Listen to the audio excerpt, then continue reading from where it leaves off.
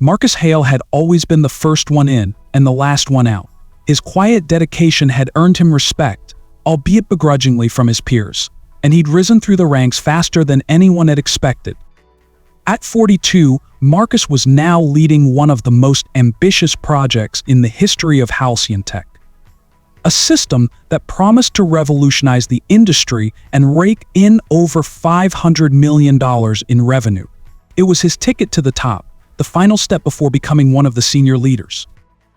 In the weeks leading up to the project's unveiling, Marcus had poured everything into it, pushing his team hard and himself even harder. His boss, Richard Banner, the company's calculating CEO, had been unusually hands-on, making it clear just how high the stakes were. "You know what this means, right?" Richard had said, leaning in during one of their strategy meetings. His voice was cool, but his eyes had a fire Marcus rarely saw. "Failure is not an option. This system could make or break Halcyon, and you're leading it." Marcus had nodded solemnly. He knew what was at stake, not just for the company, but for him personally.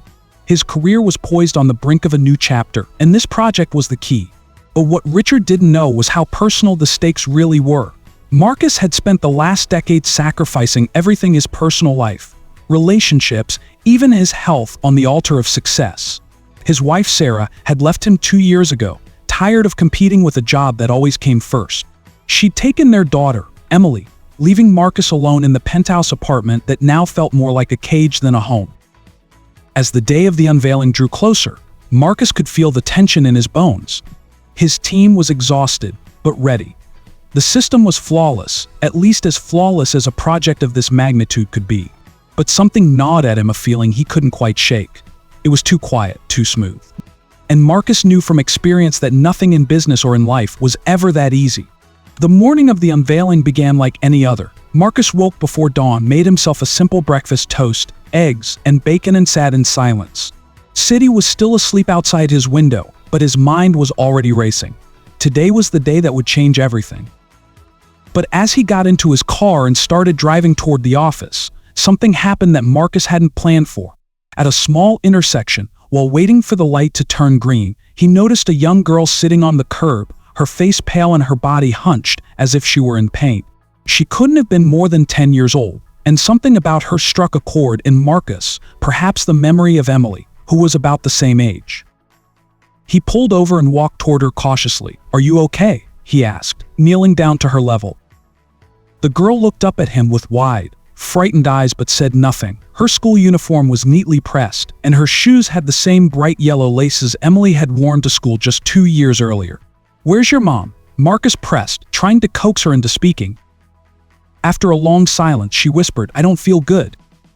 Her voice was so small, so frail, that Marcus's heart clenched. He couldn't just leave her there. Looking at the time, he knew the meeting was drawing close, but he couldn't ignore this. After coaxing the girl, whose name was Sandra, to give him her mother's contact information, Marcus called the woman, explaining the situation.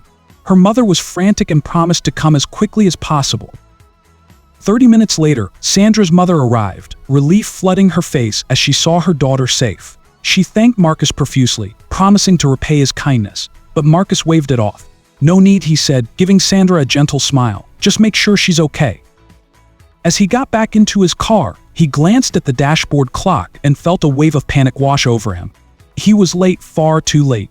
The meeting he had been building up to for months was already underway, and there was no way he'd make it in time.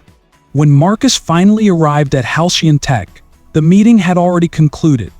His stomach twisted with dread as he entered the office. His assistant, Sarah, rushed toward him with a nervous look. "Marcus, where were you?" The meeting, she began, but before she could finish, Richard Banner appeared in the hallway.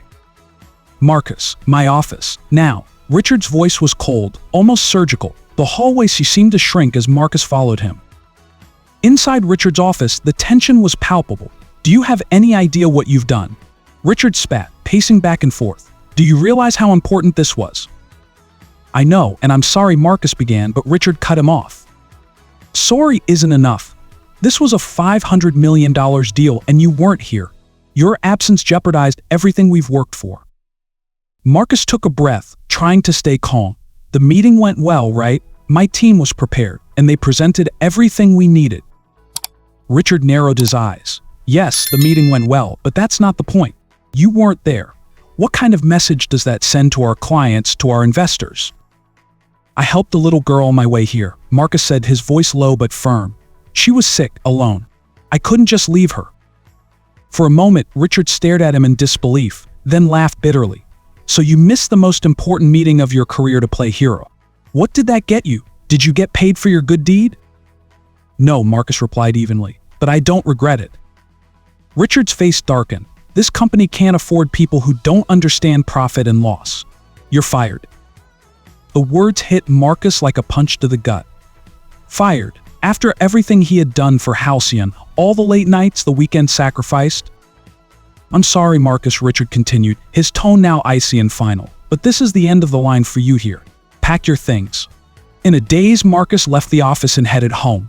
The reality of his situation slowly sank in as he drove through the city. Fired. After 10 years of dedication, it had all been wiped away in a single moment. As he pulled into his driveway, his phone buzzed with messages from colleagues. Some offered their sympathies, others were in disbelief. That evening, as Marcus sat on his couch, staring blankly at the job boards on his laptop, his phone rang. It was an unfamiliar number, but something made him answer. Hello? Marcus Hale? A deep voice on the other end asked. Yes, this is Marcus. This is Edward Palmer, CEO of Dawn Electronics. Marcus sat up straighter, recognizing the name. Dawn Electronics was one of Halcyon's biggest clients, and they had been present at the meeting earlier that day. I'm calling to discuss today's meeting, Edward continued, and the situation with my daughter, Sandra. Marcus froze. The girl he had helped, it couldn't be. Your daughter, Marcus stammered, his mind racing. Yes, Sandra is my daughter. I wanted to thank you personally for helping her this morning. She told me everything. But there's something else I need to address. There was a pause, then Edward's voice hardened. I've learned that you were fired because of your act of kindness. Marcus swallowed, unsure of where this was going. I want you to know that I'm postponing any further business with Halcyon, Edward said bluntly. A company that treats its employees like disposable tools doesn't deserve our business. The breath left Marcus's lungs. Halcyon was about to lose one of its biggest clients, and it was because of him. Marcus sat in stunned silence, the weight of Edward Palmer's words sinking in. Halcyon Tech was about to lose a contract worth millions, not because of some corporate mishap, but because of its callousness toward him, its own employee. It was ironic he had been fired for missing the meeting to help Edward's daughter, but that very act was now unraveling the company's most important partnership. I don't know what to say, Marcus finally managed, still reeling from the turn of events. Edward's voice softened slightly. You don't need to say anything, Marcus. My family owes you a debt. And frankly, I've been reconsidering my dealings with Halcyon for some time. The way they've treated you is just the final straw. A long pause followed, before Edward added, there's something else. I have an opening at Dawn Electronics, something that would be a perfect fit for a man of your skills and character. Would you be interested? Marcus felt his heart skip a beat. The offer was unexpected, but the timing couldn't have been more perfect. He had just lost his job, his livelihood, and here was a lifeline being thrown to him in the form of an offer from one of the industry's most powerful figures. I'd be honored, Marcus replied, his voice steady but his mind racing with the implications. Good, Edward said, the warmth returning to his voice. My assistant will send over the details. We can discuss everything in person, but trust me, Marcus, this will be a step up. And I promise, at Dawn Electronics, we value people like you. After the call ended, Marcus leaned back into the couch, his mind spinning. The day had started with the promise of career-defining success, spiraled into a nightmare, and now a new door had opened. And he felt a strange sense of calm settle over him. For the first time in years, he wasn't chasing after approval or a raise.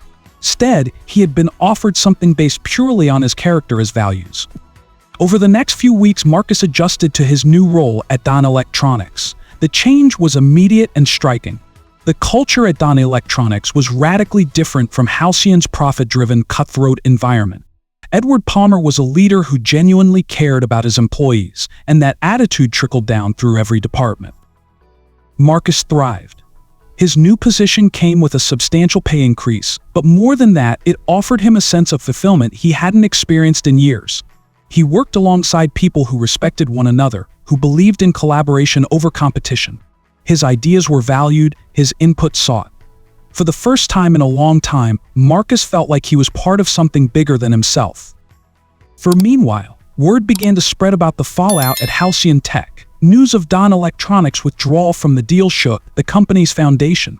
Investors began to grow wary, employees were demoralized, and rumors of internal chaos spread like wildfire. Several key members of Marcus's former team handed in their resignations, disillusioned by how Halcyon had handled his firing. The atmosphere within the company turned toxic, and its stock began a slow but steady decline. Richard Banner, once so confident and untouchable, found himself scrambling to keep the company afloat. But the damage had been done. Halcyon's reputation was tarnished not just because of Marcus's firing, but because of the broader realization that the company valued profits over people. Clients who had once been loyal began to reconsider their partnerships, and competitors circled like sharks, eager to capitalize on Halcyon's fall from grace. Marcus heard about all of this from former colleagues who kept in touch, but he felt no sense of schadenfreude. If anything, he felt a deep sadness for the people still working there. He had given a decade of his life to Halcyon, and now it was unraveling before his eyes. But Marcus had moved on. He had found a new place where he was respected for who he was, not just what he could produce. Just as Marcus began settling into his new life, he received an unexpected message, this time from Sarah, his ex-wife. It was brief. "We need to talk. It's about Emily." His chest tightened as he read the words. Emily, his daughter, the one bright light in his life that had dimmed after the divorce. He hadn't seen her in months, despite his efforts to maintain contact. Sarah had taken her to another state after the separation, citing her own need for a fresh start. So Marcus couldn't shake the guilt that had followed him ever since. He had been too consumed with work, too focused on climbing the corporate ladder to be the father Emily had deserved. But now things were different. He wasn't the same man, driven by ambition and blind to what really mattered. They met at a quiet cafe, the same one they used to visit as a family when Emily was just a toddler. Sarah looked older, warier, and there was a tension in her eyes that hadn't been there before. She sat down across from Marcus, folding her hands in her lap. "How have you been?" she asked, her voice cautious. I'm doing well," Marcus replied. "I've got a new job. Things are different now." She nodded, but didn't press for details. Instead, she reached into her bag and pulled out a photograph of Emily. Marcus's heart clenched as he saw how much his daughter had grown. Her smile was the same, but she looked taller, more mature. He realized just how much he had missed.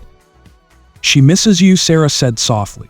"She talks about you all the time, but I didn't know how to bring you back into her life after everything." Marcus swallowed hard. "I want to be part of her life, Sarah. I've always wanted that."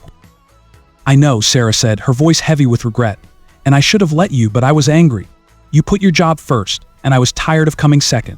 But Emily, she needs her dad." A silence fell between them, thick with the weight of unspoken words. Marcus had no defense, no excuses. He had failed them both, and now the chance to make things right was in front of him.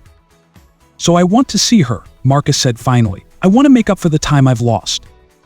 Sarah looked at him for a long moment, her eyes searching his face for the truth. Then, slowly, she nodded. "Okay, I think it's time." So the first time Marcus saw Emily again, it was as if no time had passed. She ran toward him, her face lighting up with a smile that melted every ounce of tension he had been holding on to. He scooped her up into his arms, holding her close as tears welled in his eyes.